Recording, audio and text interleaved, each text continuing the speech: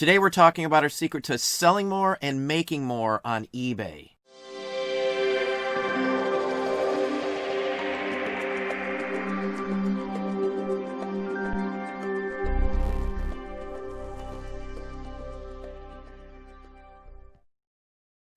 Hey, it's Don. Today we're going to talk about selling more on eBay, which obviously will help you to make more money no matter what, as long as you're selling good items. It has to be good items. That's the bottom line. Let's hop over and look at something real quick and then come back to this conversation. Well, I just woke up and I thought I would show you what I see usually in the morning. Now, this is just overnight. I went to bed around 12:40. It is now 6 o'clock in the morning. 6 o'clock in the morning, I have 50 more offers to watchers that I am eligible for. On top of that, if you look here, I've gotten quite a few offers. Again, this is just in the last, say, 6 hours in the middle of the night. So I got an offer here. I've got 6 items that were bought and paid for. And then I have a whole mess of more offers all the way down here. I think there's like 45 or so offers, and they're from different people. Some are the same items and some are not, but there's quite a few offers in here. Another item sold right here. This one was a $59.99 item. So just since last night, after looking through these, there's about $400+ worth of offers and around $130 worth of sold items just since last night. Now, this isn't something you can usually do if you're just selling one-offs and stuff. I have a ton of niches. This is what niches do for you. This is why I play with niches, and this is why we make so much money off of niches. If you have a bunch of the same items in your store, they're collectible to a specific type of collector. Many times they will buy many of those same items. Well, as you can see, we do sell multiples all the time, just constantly in specific niches. I've had many videos showing you multiples way over even the 40 or so you see in that video. Now, with the people who made those offers, they came back, both of them, and made quite a few more and bought many other items as well from us. So having a niche is super, super important to us and is a big percentage of my profits these days. It grows year by year by year. The more we have, the more we know, the better we make in those specific categories. So if you center in on some niches and you learn more than most everybody else selling in those niches, you will be top dog in those categories, those niches, and you will, chances are, make more money than most everybody else selling in those categories. You understand them, you know how they work. You center in on them, you get more of them up than most other people as well. Once you know one niche, you move on to another niche. The niche market is probably the best bet in vintage, collectible, and used items, in my opinion, for longevity. Most items in collectibles and vintage and antique have been collected for decades, hundreds of years in many cases. So there's a long-standing history of these things carrying a value. And because of that, most vintage and collectible items do not lose a value. Most of the time, they hold the value when all the other markets can tend to slump many, many times throughout a year. Just like seasonal or decorations for specific holidays and things like that. Those can be a niche too.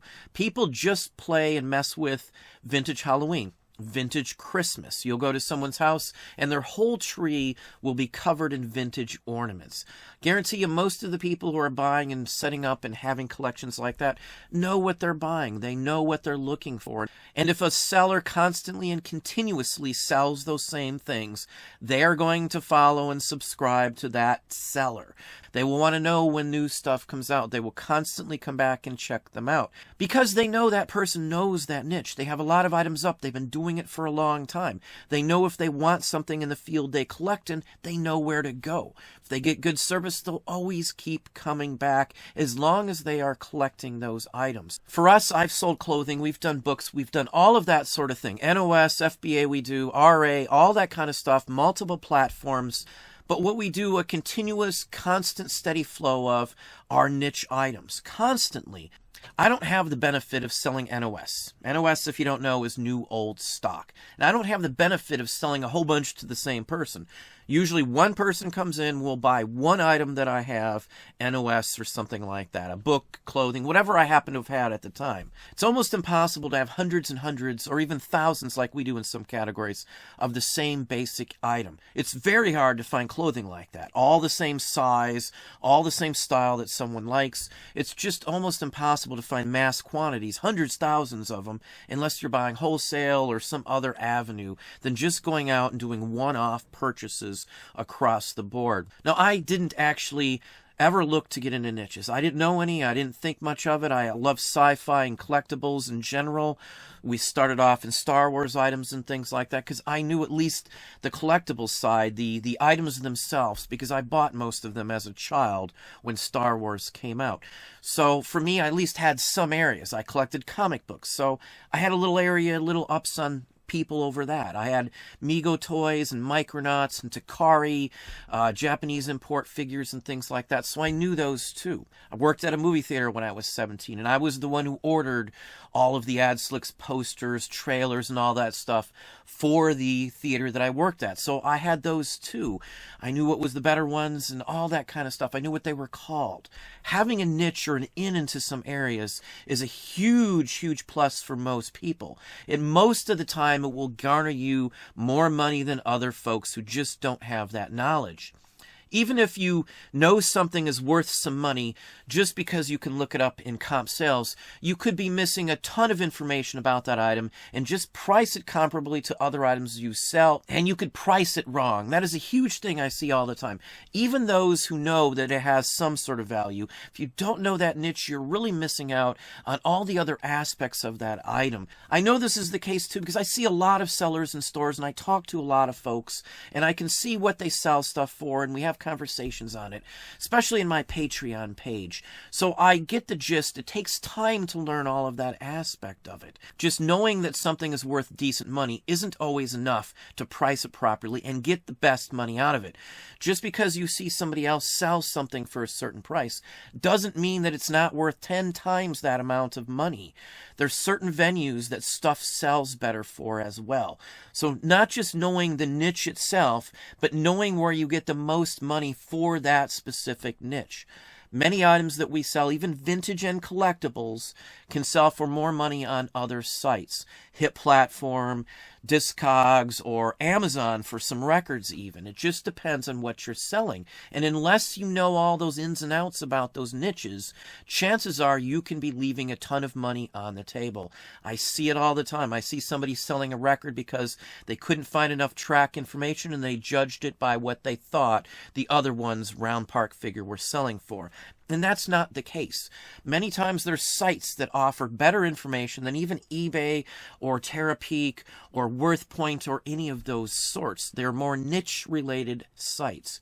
We use tons of them. I've probably got close to 100 specialty sites that I use for all sorts of things. Again, it's taken me years to figure out where to go with all these. 10 years full-time, 25 plus just part-time and selling across the boards. And as I said, I never started or looked at this to get into a niche. It just happened. We accidentally found some items. They ended up selling. I was able to score some more and more, and then I learned about them enough to advance it. Once that came about, I went off to another niche and delved into something else. I've done another niche every single time I think I can expand that out. I find something new or I find a new item that I can source constantly. I want to investigate that, learn as much as I can. That always grows my business. It always grows my business every single time I add a new item to my niche list. I know everybody has a BOLO list. I have a niche list as well. Now, sometimes items can cross into several niches. Knowing which niche is the best one to list it in is always best. But anything that's in several niches, 2, 3, 4, 5, the more niches they are in, the higher the price I usually can get for them as well, because there's far more people interested in them. Just like if you're selling a pair of jeans and it's a specific size, specific style, specific color, the condition, all that kind of thing plays into it. Every pair of jeans you source out there will be different. They won't be the same. Chances of finding more than a few pairs at a time of the same size are usually very slim. And even in that case, someone may only want one pair of jeans. They're not collecting them, they're wearing them. Now, if you buy a bunch of comic books, call out to Dom, Primetime Treasure Hunter there, good friend of the channel, big comic book guy. With comic books, if somebody wants a comic book or they collect specific comic books, they're going to keep coming back for those comic books. I collected Batman comics as a kid. I constantly bought Batman comics for 10, 15 years of my life. So, you know, that's the philosophy you've got to look at. Where do you want to go? Do you want to do one-off purchases, buying one item here, one item there? Or do you want to center in on niches and where you can find those niches at? Obviously, the latter. You want to be able to get multiple purchases at the same time. Multiple purchases that somebody will want to buy multiple items at the same time. Most every single category that I sell in here, vintage-wise, I sell multiples of it almost every single day of my life, constantly. Most days I'm selling multiple items to multiple people every single day. That's usually, and the majority of the days that we have are multiple sales to multiple people. I can't do that. I've never been able to do that with any other item we've sold. It just hasn't happened unless we had like all the same color Christmas ornaments in different packs or something along that line. I just never had that ability in clothing. Now, I'm not saying you're not going to find any decent items in clothing or anything else like that, because we made okay money in clothing. I can't knock it. It got us started. It got me where I'm at now. But I far outweigh anything I've ever done in clothing on average every single day of the week selling the vintage and collectibles in the store that I share with you. Now, yesterday we had a $1,000 day, so this is the time of year that happens. Would that have happened if I was selling everyday items? I doubt it, especially with the pandemic now.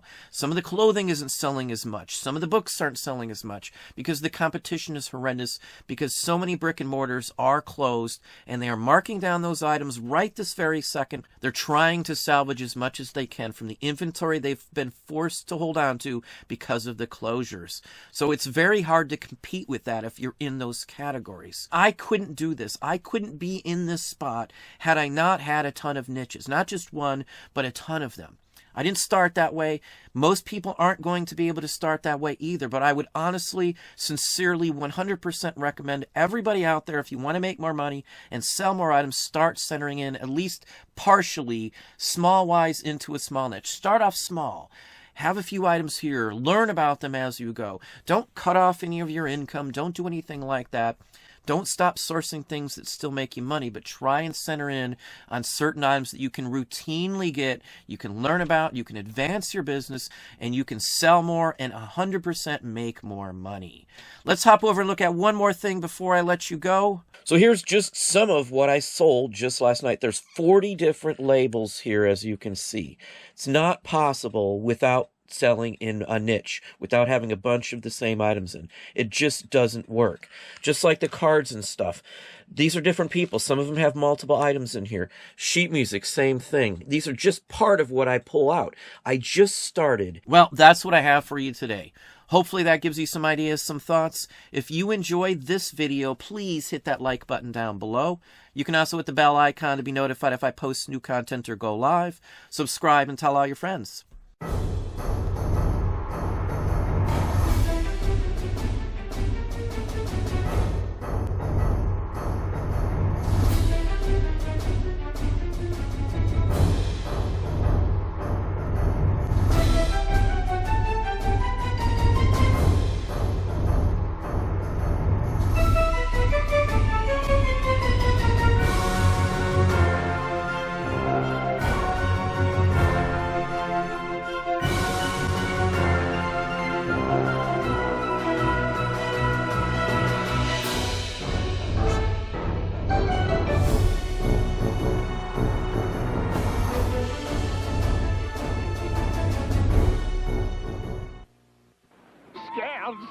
Starring Ronald McDonald and the Chicken McNugget. Ronald, nice to see you in this neck of the woods. Come on. What are you making? We're stirring up secret sauces. For dipping. We're ready, boss. Let's make sauce. Oh, well, at least I got my hair done. I have an idea. Whoop-de-doo, McDonald's sauces. You can always count on them to be terrific. It's a good time for the great taste of McDonald's.